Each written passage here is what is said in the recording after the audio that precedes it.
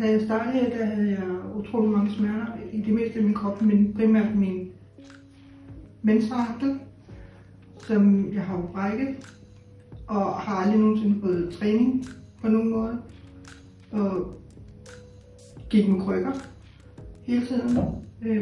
Ellers så kunne jeg ikke gå nogen steder, og tog mange smertestillende. Så nu kan jeg træne 3 gange om ugen. Jeg troede aldrig nogensinde, jeg skulle gå danse zumba på grund af min ankel. Det kan jeg nu, på grund af at jeg har gået en rigtig træning, hvad der bare har været super fedt. Og i min hverdag blev alt meget nemmere. Da jeg startede, havde jeg ingen forståelse for, hvad smerter var.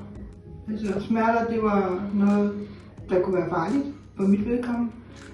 Men har fået forståelsen af, at smerter, det ikke er farligt. Du går ikke i stykker af det. Men at du skal lytte til din krop, hvad den kan. Og det gjorde jeg ikke førhen, fordi lige så snart det gjorde den, så stoppede jeg med det, jeg var i gang med. Men nu, når jeg har lært det, selvom det går ondt, så kan jeg godt fortsætte med det, jeg er i gang med. Men jeg skal lytte til min krop. Og den forståelse havde jeg ikke førhen. Det har jeg så heldigvis fået nu.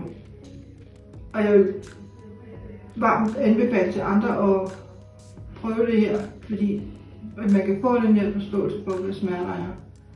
Den her, selvom det er mange år siden, så prøv det. Det er det værd.